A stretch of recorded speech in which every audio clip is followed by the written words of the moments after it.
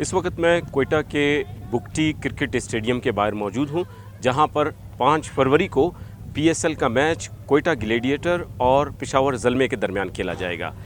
PCB उकाम और cricket ground के जो मैनेजर हैं उनका ये कहना है कि तमाम तर जो तैयारियां हैं ग्राउंड में वो मुकम्मल कर ली गई हैं।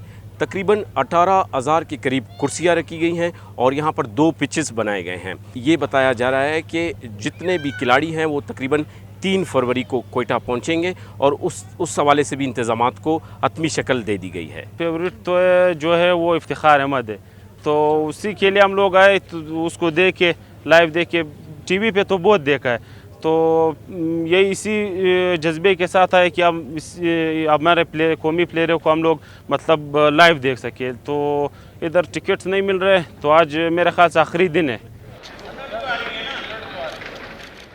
हम मैच देखने के लिए आए कि भाई टिकट लेने के लिए सारे तमाशाई इधर मौजूद है, बहुत जोश व खरोश में, और मेल भी बैठा है और फीमेल भी है, सारे लोग आए हैं लेकिन टिकट नहीं मिल रहा है। बहुत सारे टिकट है लेकिन हमको नहीं दे रहा है, बोल रहे हैं अब हम लोगों ने भी क्लासेस छोड़े हुए हैं, लेकिन इसी के लिए है कि भाई हम लोग हमको टिकट दे।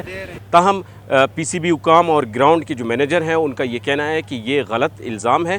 तमाम जो टिकटें हैं वो मखसूस मकामात पर अपनी उसी कीमत में फ़रोख्त की जा रही हैं। PCB उकाम का कहना है कि बुगटी स्टेडियम में आखिरी बार एक इंटरनेशनल मैच 1997 में पाकिस्तान और जिम्बाब्वे के बीच में हुआ था। PSL का जो मैच हो रहा है उसके लिए सिक्योरिटी के इंतहाई सख्त इकदाम किए गए हैं।